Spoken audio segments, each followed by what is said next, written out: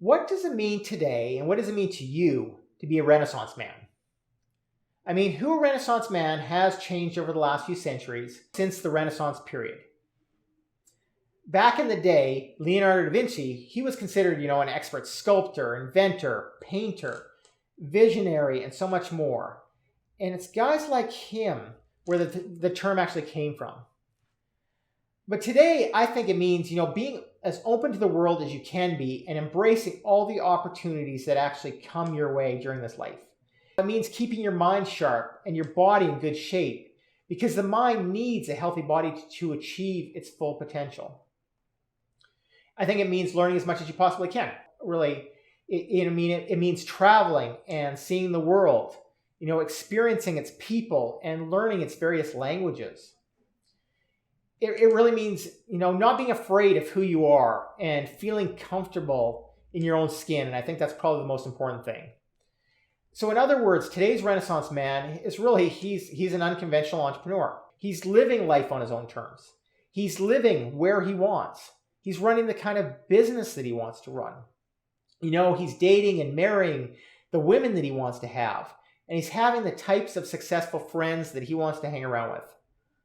Most importantly, he's creating the kind of world that he wants, anywhere in the world that he chooses to hang his hats. Fortunately for us, the specific tactics, have changed, in the last few hundred years. The strategies behind being a Renaissance man really haven't changed. To fit the bill, you have to be, first of all, curious. You have to wonder, what would life be like if you were living somewhere else, or running a world-changing business, or having multiple homes in multiple countries. You have to be a risk taker, because let's face it, starting your own location independent business can be risky. Nobody ever is going to say that it isn't. But with the right strategies, in your head that you can make it work. And you have to be willing to do whatever it takes to actually get that done.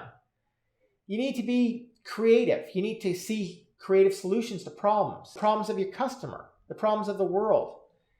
And really the problems that you're going to face living a life that you want. As a location independent, that can mean everything from business runs to business class upgrades when you're traveling. Today's Renaissance man has perseverance and self-discipline. It goes without saying. You need focus to drive those goals that you need forward and to make a difference that you want to see in the world.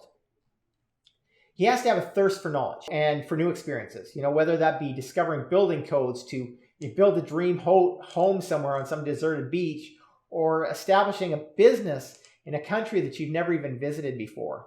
That Renaissance man has to be willing to learn to do whatever it takes to make it happen.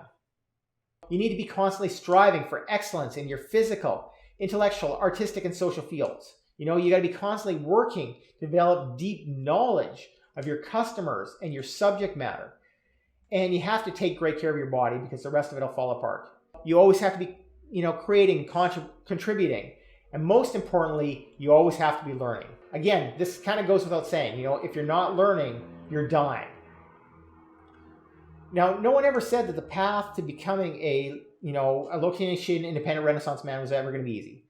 But it does open you up to this life of adventure and freedom that most people will never ever get to experience. Scuba diving in the Maldives, coffee on the terrace overlooking the ocean from your new home in Belize, dinner after a quick flight to the Bahamas. All of these things, they're all available.